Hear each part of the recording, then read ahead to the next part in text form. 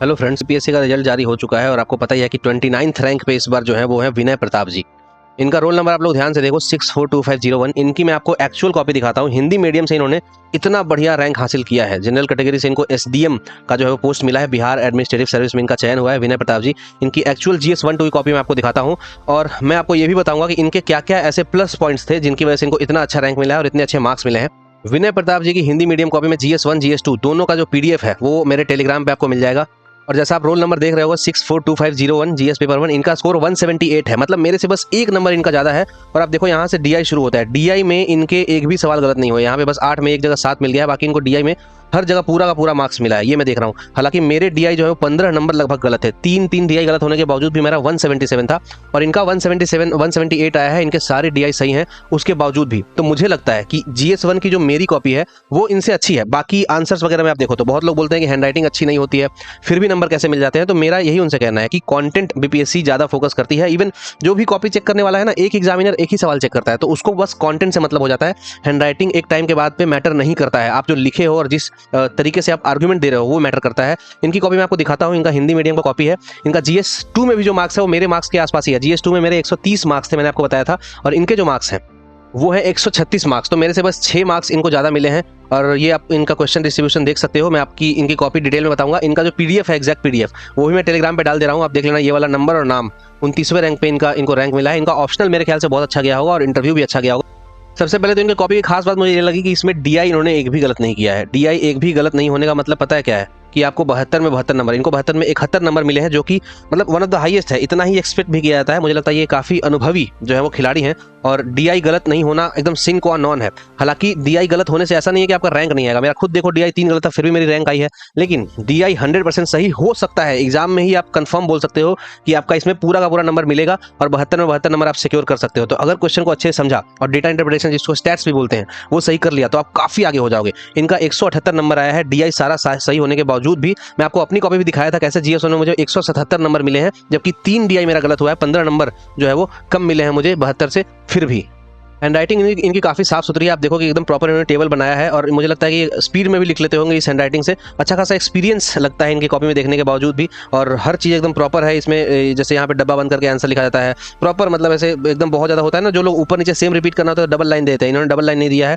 और proper formula के साथ फाइनल आंसर दिया है। तो इसमें कोई रीजन नहीं बनता है कि इनका नंबर जो है वो काटा जाए। और एग्जामिनर ने पूरा का पूरा इनको मार्क्स दिया है। कहीं पे एक नंबर काटा है, पता नहीं क्यों काटा है वो, बट इनको डीआई में काफी अच्छे नंबर मिले। यहाँ पे इनका एक नंबर कटा है, मेरे ख्याल से इसकी वजह से कटा होगा, वृद्धि दर वगैरह। अच्छा, ये वाला आई थिंक इन्होंने पूरा का पूरा जनसंख्या जो है इसको पॉइंट के बाद लिख दिया, शायद इसलिए कटा होगा। कोई इसका मुझे रीजन नहीं पता चल रहा है क्यों कटा है, या थोड़ा हो सकता है कैलकुलेशन मिस्टेक हुआ होगा। एनीवे, डीआई आपने देख लिया। डीआई जो है इनका काफी सही है। मतलब डीआई जनरली बहुत टफ नहीं होता है। आपको डीआई में क्या करना होता है?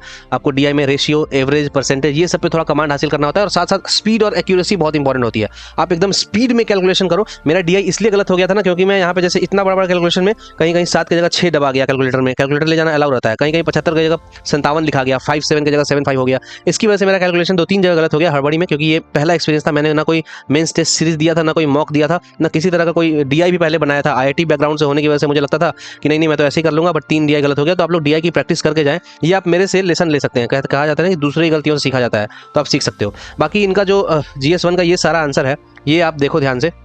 ये बहुत टिपिकल जो सब लोग मौर्य आर्ट पूछा था बीपीएससी ने, वो इन्होंने लिखा है। और जैसा मैं स्टूडेंट्स को हमेशा बताता हूँ कि आप लोग इसको काफ़ी एकदम डायग्राम वगैरह बना के लिखेंगे, और हर चीज़ इन्होंने बहुत अच्छे से साफ सुथरा लिखा है। हैंडराइटिंग फास्ट लिखने के बावजूद भी इनकी हैंडराइटिंग लेजिबल है, पढ़ी जा सकती है। यहाँ पे देखो आप डायग्राम वगैरह दिख रहा है साथ साथ। और ऐसे ही लोग तैयारी भी करके जाते हैं। हम फोकस बैच में जो बैच चला रहे हैं उसमें मैं टॉपर कॉपी टेलीग्राम पे डाला था, उसमें भी उन्होंने ऐसा ही डायग्राम बना के लिखा है। तो उनकी कॉपी को भी अच्छे मार्क्स मिलेंगे, इनकी कॉपी को भी काफ़ी अच्छे मार्क्स मिले हैं। और यहाँ पे आप देखो कि जो 5वां क्वेश्चन है इसमें इनको 10, 8, 18 और यहाँ पे एक देखो 10, 18 इंट्रोडक्शन पे ही मार्क्स मिलता है ना, तो कुल मिला के इनको 18 मार्क्स मिले हैं। फिर ये वाला था स्वतंत्रता आंदोलन में 1942। ये क्वेश्चन ये था कि मतलब क्या ये एक स्पॉन्टेनियस मूवमेंट था? तो इनके हर चीज को देखो। ये एक तो पैराग्राफ चेंज कर रहे हैं काफी अच्छे से। और मतलब जो लोग भी आप में से जो लोग इस टाइप की कॉपी लिख दोगे, इसमें बहुत ज्यादा एकदम वो भी नहीं है। मेरे कॉपी में भी आप देखोगे कि बहुत ज्यादा एकदम मैंने एकदम गोल्डन लेटर में, या फिर वैसे नहीं लिखा कि बहुत जगह, जैसे कहीं कहीं कटिंग फटिंग भी हुई है। ये सब होता है। कटिंग फटिंग होने की वजह से ये नहीं है कि मतलब आपका होगा ही नहीं। आपको देखो अलग अलग एक एक लाइन का इन्होंने पैराग्राफ लिखा है, महिलाओं की भी भूमिका लिखी है, सब कुछ थोड़ा थोड़ा टच किया है। फिर इन तब जाके ये एसडीएम बन गए हैं। तो ऐसी कॉपी अगर आप लिखोगे तो आप भी एसडीएम बन जाओगे, कोई आपको नहीं रोक सकता है। और देखो पुलिस हमारा भाई है, ये सारा जो पढ़ा हुआ होता है हर तरह के नोट्स में आपको, दृष्टि आईएएस के नोट्स में आपको, जितने भी बीपीएससी वाली कोचिंग है सबके नोट्स में मिल जाएगा। इसमें भी इनको 18 नंबर मिला है, तो ये काफी अच्छे मार्क्स है। हालांकि इस बार तो 21, 22, 23 नंबर तक मिले हैं, तो वो आपको ध्यान देना है कि मतलब देखो संथाल विद्रोह ये वाला है, प्रॉपर इन्होंने मैप बनाया है, कारण बताया है, मतलब एक प्रॉपर फॉर्मेट होता है। इंट्रोडक्शन आप 4 लाइन में लिखोगे, उसके बाद इंट्रोडक्शन में भी आप कुछ ऐसा एकदम क्यूरियोसिटी जगा दोगे चेक करने वाले कि देखो सिधू कान्हू के नेतृत्व में पहले ही नाम दे दिया, रीजन बता दिया, दामिनी को नाम बता दिया, मैप बना दिया, उसके बाद कारण के चारों तरफ घेर के लिख दिया। तो ऐसे लिखोगे तो एसडीएम बनने से आपको कोई नहीं रोक सकता है। इनके काफी अच्छे मार्क्स हैं और मैंने भी ऐसे ही कोशिश किया था लिखने का, मुझे भी इनके बराबर ही मार्क्स मिले थे, जबकि 3 डीआई गलत था फिर भी। ये देखो इनका भी जो मार्क्स है, यहाँ पे इंट्रोडक्शन में 1 मार्क्स, यहाँ पे 10 मार्क्स, और ऐसे करके इनको पूरा टोटल 11 मार्क्स मिले इस क्वेश्चन में। वैसे करके ये पीडीएफ में डाल दूंगा, वैसे आप देख लेना, है ना। और ये छठा के बी में इनको 9 मार्क्स मिले। ऐसा करके इनके देखो लास्ट में इनकी भी हैंडराइटिंग जो है वो थोड़ी सी गड़बड़ हुई है, तो हैंडराइटिंग गड़बड़ होना बहुत बड़ी बात नहीं होती है, होता है गड़बड़। और ये देखो क्वाड का इन्होंने मैप टाइप का बना दिया है, और मैप इनको नहीं आता है वर्ल्ड का मैप बनाने का, तो इन्होंने बस जल्दी जल्दी में एक 4 क्वाड्रिलेटरल बना दिया है। काफ़ी अच्छी बात है, इन्होंने बढ़िया से लिखा है कैसे ये शुरू हुआ था।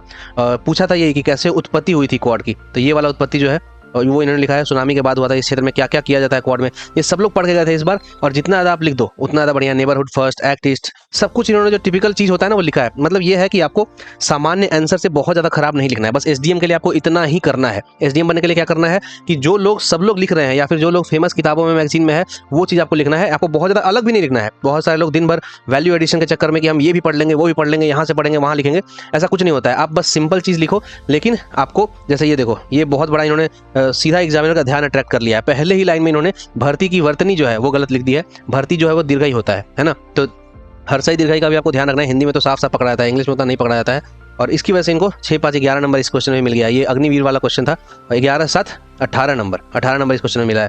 बाकी रशिया यूक्रेन का जो संघर्ष चल रहा था उसके बारे में और क्या घट गया है क्या बढ़ा है, ये देखो ये इन्होंने लिखा है कि रशिया यूक्रेन में कैसे कैसे निर्यातक होता है मक्का गेहूं वगैरह का। टेम्परेट कंट्री है, आपको मैंने पहले ही बताया था फोकस बैच में कि रशिया यूक्रेन वॉर में क्या क्या हो सकता है और क्या क्या लिखा जा सकता है। ये क्वेश्चन इन्होंने खाली छोड़ दिया है। तो ऐसे करके इनका जीएस 1 का कॉपी पूरा खत्म हुआ। बहुत लोग ये भी बोलते हैं कि पूरा का पूरा आपको 36 में 36 पेज भरना होता है। मैंने तो वही किया भी था कोना कोना, लेकिन इनकी कॉपी आप देख लो, इन्होंने 36 में 36 पेज नहीं भरा है, इन्होंने अंतिम में बहुत सारे पेज छोड़ दिए। फिर भी इनके जो मार्क्स हैं वो अच्छे खासे मार्क्स है, 178 मार्क्स इस बार one of the highest marks है। टॉपर्स के मार्क्स आप देख रहे हो 178 आ रहे हैं, तो हो गई। अब हम इनके जीएस 2 कॉपी में चलते हैं। जीएस 2 में भी बहुत ज़्यादा मार्क्स तो मैं नहीं बोलूँगा, मुझे लगता है कि इनका मेन जो स्ट्रॉन्ग पॉइंट है ना वो ऑप्शनल है और इंटरव्यू है विनय प्रताप जी का। बाकी तो इनसे मिलने के बाद ही पता चलेगा। सर बिपाड में अगर आप ये वीडियो देख रहे हो तो मिलेंगे आपसे हम। और अब हम देखते हैं इनके जीएस 2 की कॉपी, जिनमें इसका स्कोर था 136 नंबर, मेरा 130 नंबर था, मैंने आपको कॉपी दिखाया था। जीएस 2 में अमूमन जो है वो कम मार्क्स मिलते हैं, क्योंकि उसमें डीआई जैसा कोई नहीं होता है ना। डीआई जो है वो मार्क्स बढ़ाता है आपका, उसमें स्टेट मार्क्स होते हैं डीआई में। ये वाला देखो, ये भारतीय संविधान शक्तियों का पृथक्करण वाला था क्वेश्चन, है ना, केंद्र राज्य संबंध फेडरलिज्म, ये हमेशा आता है। आप किसी का भी नोट्स लोगे, दृष्टि का नोट्स लो, आप केबीसी का नोट्स लो, एडुटेरिया का नोट्स लो, प्रीवियस ईयर क्वेश्चन लो, प्रभात पब्लिकेशन का या रंजीत सिंह सर का, कहीं पे भी आप देखोगे तो आपको आएगा। फिर यहाँ से देखो ये फाइनली इन्होंने कंक्लूड किया है, तो जिसमें इनको टोटल जो है वो 6 नंबर यहाँ, 7 नंबर यहाँ, 7, 6, 13 नंबर इस क्वेश्चन में मिल गया है। ऐसे ही करके आप इनका, इसमें इन्होंने डायग्राम वगैरह ज़्यादा नहीं बनाया, और पॉलिटी में डायग्राम क्या ही बनाओगे यार, आप बस आर्टिकल, अनुच्छेद ये सब कोट करो। देखो अनुच्छेद जितना पॉलिटी में आप कोट करते हो, अनुच्छेद, अमेंडमेंट हो गया, जितना ज़्यादा एक्ट वगैरह हो गया, वो सब कोट करने पे नंबर बहुत मिलते हैं। मतलब आप इस सबको रट के जाओ। और ये क्वेश्चन था कि कैसे संसद और राज्य विधानमंडल जो कानून बनाता है उस पर न्यायालय मतलब कैसे न्यायिक समीक्षा करता है, ये जुडिशियल रिव्यू वाला क्वेश्चन था, और पूरा बेसिक स्ट्रक्चर पे ही लिखना था थोड़ा बहुत, तो वो वाला क्वेश्चन है। इन्होंने बस एक चीज़ और मैं इनको कॉपी में देख रहा हूँ कि इन्होंने पॉइंट वाइज लिखा है, 1, 2, 3, 4, ऐसे देने से ना बहुत क्लैरिटी मिलती है कि आप क्या कहना चाह रहे हो। अगर आप अपने मन की बात एग्जामिनर तक पहुंचा भी दिए ना, वो भी एक बहुत बड़ा जो है वो प्लस पॉइंट होता है, कि बहुत सारी कॉपी तो एग्जामिनर समझ ही नहीं पाता है कि आप क्या लिख रहे हो, बस मन की बात आप पहुंचा दो। कारण को इन्होंने छोटा छोटा लिखा है ऐसे करके कि कैसे इसका यूज हो सकता है। और विविधता पे ये वाला क्वेश्चन था कि मतलब क्षेत्रीय राजनीतिक दल के उदय के कारण क्या है, और क्या आपको लगता है कि मतलब जो लोकल पार्टीज है उनकी भूमिका है, ऐसा कुछ क्वेश्चन था, है ना। विषमता, दबाव समूह के रूप में, सकारात्मक पक्ष, ये सब जो है इनका जो लैंग्वेज है, इसे साफ लग रहा है कि नोट्स वाला जो लैंग्वेज होता है, द हिंदू या फिर दैनिक जागरण जो आप हिंदी में पढ़ते हो पेपर, उनका लैंग्वेज है। और ऊपर ओवरऑल जो नोट्स वगैरह आते हैं, फेमस नोट्स, प्राइम आईएएस के नोट्स हो गया, मैंने जैसा बताया एडुटेरिया, केबीसी, वो सब के नोट्स से ही इनका लैंग्वेज मिलता है। अगर आप वैसा सीधा छाप दोगे तो आपको नंबर बहुत मिलेंगे। देखो इसमें इन्होंने मतलब शुरू में आपको इंट्रोडक्शन के साथ साथ, इंट्रोडक्शन में देखो डेटा के साथ इन्होंने इंट्रोड्यूस किया, ये वाला देख रहे हो आप डिटेल। उसके बाद जो यहाँ पे कृषि में प्रौद्योगिकी का प्रयोग, तो इसमें 1, 2, 3, 4 ऐसे इन्होंने लिख दिया है सीधा सीधा, है ना। टेक्नोलॉजी इन एग्रीकल्चर, ये तो यूपीएससी का भी बड़ा फेवरेट जो है वो क्वेश्चन है, और कैसे करके इन्होंने सारा लिखा है ना। जीएस 2 में बहुत ज़्यादा डायग्राम वगैरह नहीं होता है, ठीक है। आपको बस ये लिखना होता है कि क्या क्या चीजें हैं। थोड़ा सा आंसर की विजिबिलिटी बढ़ाने के लिए आप जो है वो सब हेडिंग्स, साइड हेडिंग्स दे सकते हो, जैसे कृषि में विकास, घरेलू सामानों का प्रयोग, अंतरिक्ष के दर्जे में प्रगति, ये सब आप जो है वो लिख के और वैसे कर सकते हो। इन्होंने अपना आंसर जो है यहाँ पे खत्म किया है। उसके बाद फिर बिहार का उद्योग के बारे में क्वेश्चन था कि बिहार में उद्योग कहाँ कहाँ पे है, कैसे बढ़ा है, साक्षरता दर का डेटा वगैरह देते हो तो आपका जो है वो इंप्रेशन काफी अच्छा पड़ता है कॉपी चेक करने वाले पे। इस बार तो ऑनलाइन कॉपी चेकिंग हो रही थी तो काफी फ्रस्ट्रेटेड थे कॉपी चेक करने वाले, है ना। इसीलिए आपको कॉपी चेकर्स का अगर माइंड जीतना है, मतलब उसको एक तरह से आपको अपने वश में कर लेना है, आपको इतना अच्छा आंसर लिखना है कि वो बिक जाए, मतलब वो आपको मार्क्स भर भर के दे, उसको इस तरह से करना है। तो ये साइकोलॉजिकल इफेक्ट, और बहुत ज़्यादा मुझे लगता है प्रैक्टिस भी किया होगा इन्होंने सर ने। देखो मैप वैप बनाया है प्रॉपर, तेल कोयला सोना कहाँ मिलता है, जमुई में सोना मिलता है।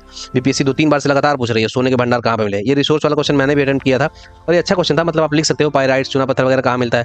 बहुत ज़्यादा इन्होंने नहीं लिखा और इसके बाद से इन्होंने सारा खत्म कर दिया। मुझे लगता है कि ज़्यादा पेज नहीं भरने की वजह से भी इनको जीएस में अपेक्षाकृत जो बाकी टॉप 10 टॉप 20 के लोग हैं उनसे कम मार्क्स मिला है। हालांकि ओवरऑल तो इनकी रैंक जो है वो काफ़ी ज़्यादा आई कैचिंग है। एंड सर आपको ऑल द बेस्ट आपके रैंक के लिए। आप एसडीएम बन के लोगों की अच्छे से सेवा करो। हम भी आपका बैचमेट क्लासमेट बन के विपार्ड में आ रहे हैं ट्रेनिंग में और वहाँ पे मिलते हैं। Thank you.